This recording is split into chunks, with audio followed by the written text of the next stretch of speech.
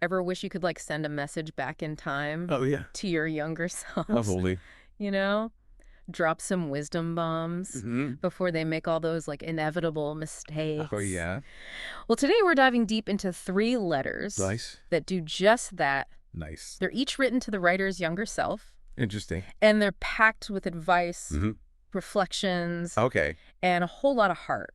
I love it. So Yeah. what's fascinating about these letters is how they go beyond just listing regrets. Right. They analyze choices, Yeah. imagine alternate paths, Mm-hmm. and really delve into the what-ifs that shape our lives. It's so true.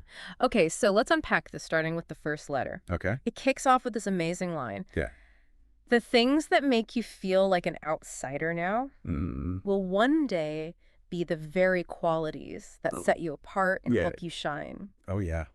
I don't know about you, Yeah. but I could have used that advice in high school. Absolutely. Yeah, It's a powerful reminder that our unique quirks, right. the things that might make us feel different or out of Mhm. place, Yeah, are often our greatest strengths. so true. The letter goes on to suggest that leaning into those differences is what helps us stand out Yeah, and ultimately achieve success. I love that. So, Yeah. and the letter doesn't just stop at feel-good vibes. Right. It gets real about those early stumbles we all experience. Oh, yeah. We've all been there.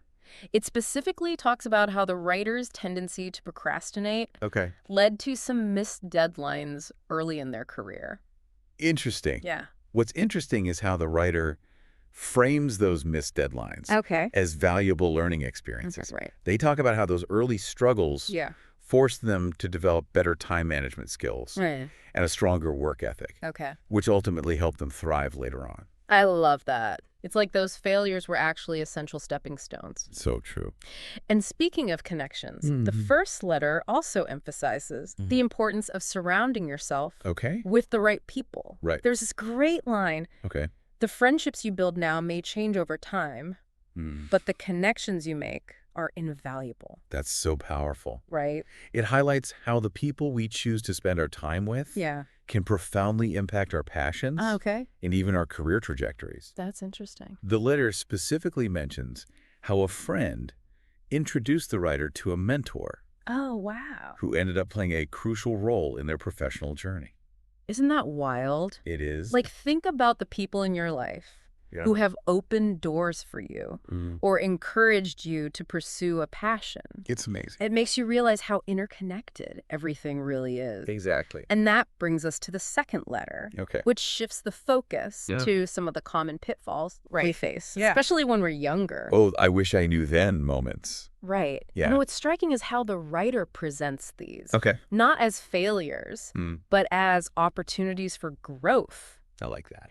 They talk about the tendency to overvalue other people's opinions, Yeah. neglecting self-care, Mm. and allowing fear to hold them back from taking risks. It's so common. These are all things many of us can probably relate to. Absolutely. Totally. And it's interesting how the letter uses very specific examples Okay. to illustrate these points. Right? Like the writer talks about staying in a toxic relationship out of habit, oh. even though it's clearly no longer serving them. Ouch. Yeah. I bet that resonates with a lot of people. It's a powerful reminder Yeah. to examine our own lives Mm-hmm. and ask ourselves those tough questions. Right. Are we holding on to anything that's no longer healthy Yeah. or beneficial? Mm-hmm. Are we letting fear dictate our choices? Those are definitely questions worth pondering. For sure. All right. Now, the third letter takes a completely different approach, Okay. diving into the fascinating realm Oh, yeah. of what ifs.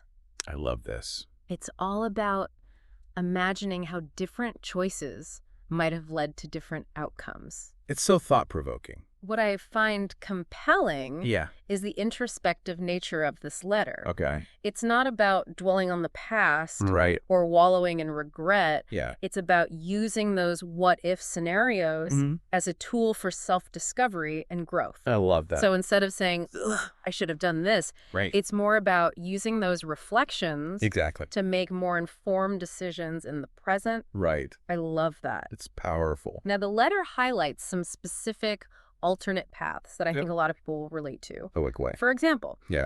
The writer imagines choosing a different career path, one that would involve traveling the world as a photojournalist. That's a great example. Right. It taps into that universal desire for adventure Yeah. and exploring different possibilities. Totally. It also makes you wonder how those alternate paths might have shaped the writer's relationships Right. and overall sense of fulfillment. Would they have met different people? Yeah. Formed different connections? It's fascinating. Would they have been happier Yeah. or more fulfilled? Totally. It's fascinating to consider. And that's precisely the point. Right. It's not about judging past choices, but acknowledging how they shape the person we are today. Absolutely. And then the letter takes this really interesting turn Okay. in the final section. Yeah. It starts to focus on how those different choices Okay. might have impacted the writer's personal relationships. So they're holding up a mirror to their past Exactly. and saying, Yeah. okay, if I had chosen a different path, how might my relationships have evolved? Right. Would I have different friends? Would I have connected with my family in a different way?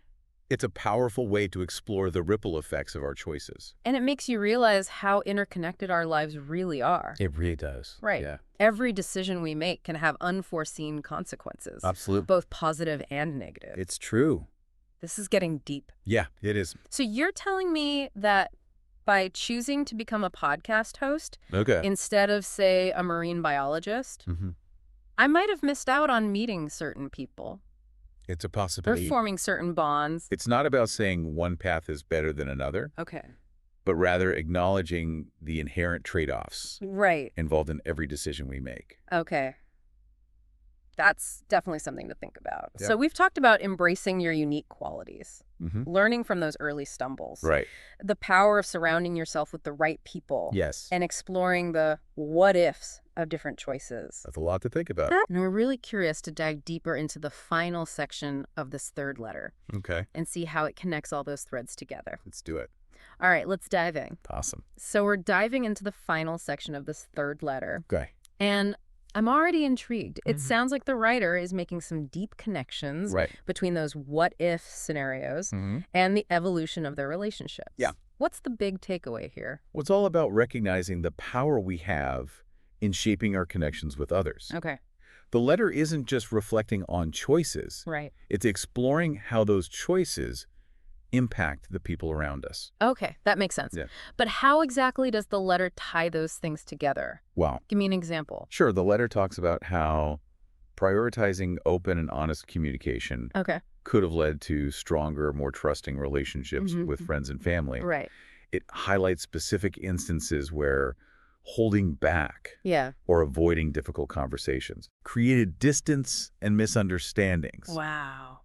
Imagine that your choice is actually shaping the dynamics of your relationships. That's a powerful realization. It is. It makes you think about all those times you might have held back Right. or bottled things up and how that might have impacted your connections with people. Exactly. Yeah. It's a reminder that clear communication is the foundation Yeah. of any healthy relationship. Right. And it's not just about expressing your needs, Okay. but also actively listening to others and working through conflicts constructively. Okay. This letter really drives that point home. And the letter doesn't shy away from the tough stuff either. It No. talks about the importance of letting go Oh, yeah. of toxic relationships, which Uh-huh. I think is something we can all relate to. Absolutely. It can be so hard to walk away, even when you know a relationship is no longer serving you. It's so true. It's about recognizing when a relationship is causing more harm than good Yeah. and having the courage to set boundaries Right. or even walk away. It's a painful process. It is. But as the letter suggests, it can ultimately create space Right. for healthier, more fulfilling connections to enter your life. That's a great way to put it. It's like clearing out the weeds to make room for something beautiful to grow. I love that analogy. That's a great analogy. Yeah. Now, the letter also talks about setting boundaries, Okay. which I think is a huge challenge for a lot of people. For sure. What are some specific insights the writer offers about this? Well, the letter emphasizes that boundaries are crucial for any relationship, Okay. whether it's with family, friends, or romantic partners. Right. They help define what's acceptable and what's not, Yeah. allowing for mutual respect and understanding. Mm-hmm. Imagine your younger self reading this Okay. and realizing how important it is to set healthy boundaries early on. Yeah. It could have a huge impact on their future relationships. That's so true. Right. It's like you're not just protecting yourself. Hmm. You're actually helping to create a stronger foundation for the relationship. Exactly. It's about respecting each other's needs and limits. Precisely. And what's fascinating is how the letter connects these choices Okay. about communication boundaries and letting go Yeah. back to the overall theme of authenticity. Okay. So how do those things all tie together? Well, it's all about being true to yourself Right. and making choices that align with your values and needs. Mm-hmm. When you're authentic in your relationships, Yeah. you attract people who appreciate you for who you are. Okay. And you're more likely to create connections that are based on genuine understanding and respect. Right. It all comes full circle. I love that it's like this beautiful tapestry where all the threads are interconnected. It really is. And speaking of authenticity, Yeah. there's one more point I want to touch on Okay. that really resonated with me. What's that? The letter talks about the importance of being more vulnerable in your relationships. That's so important. It suggests that sharing your true self, even the messy parts, can actually deepen your connections with others. That's such a powerful concept. Yeah. Vulnerability can be scary, It can. but it's also the key to forming truly intimate bonds with people. Right. When we're willing to let others see our imperfections, our fears, and our struggles, Okay. it creates space for empathy and understanding. Yeah. Imagine receiving this advice in your younger years. Right. It could have transformed how you approach relationships. Absolutely. Yeah. It's like instead of trying to present this perfect, polished version of ourselves, we embrace the messy, beautiful complexity of being human. And in doing so, we invite others to do the same. Right. Creating a space for genuine connection and shared experience. That's beautifully put. Thank you. It makes you realize how much we miss out on when we try to hide our true self. For sure. It's like we're robbing ourselves and the people we care about of the opportunity for deeper, more meaningful relationships. Yeah, exactly. And there's one more point I want to highlight. Okay. That builds on this idea of vulnerability and connection. Yeah.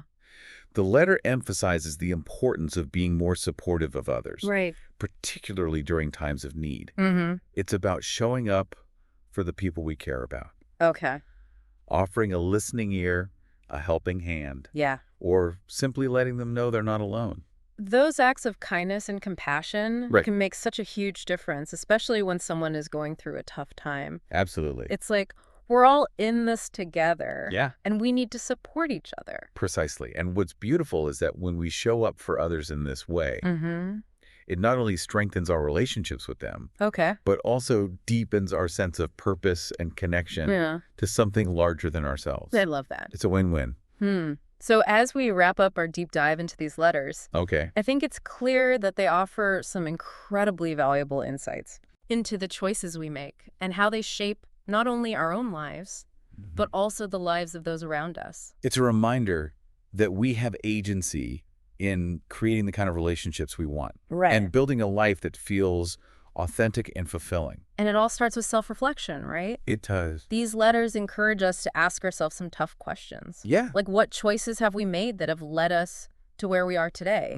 What would we do differently if we could go back? And how can we use those reflections to make better decisions moving forward? It's a continuous process of learning and growth. Right. And these letters provide a really powerful framework for that journey. I completely agree. These letters have given me a lot to think about, and I'm sure our listeners are feeling this same way. And what's most inspiring is the message of hope that runs throughout these letters. Yeah. It's never too late to make changes, pursue our passions, and build meaningful connections. So true. Okay, let's take a moment to recap the main themes we've uncovered today. So if you could sit down with your younger self, what's the one piece of advice you'd give them, knowing what you know now?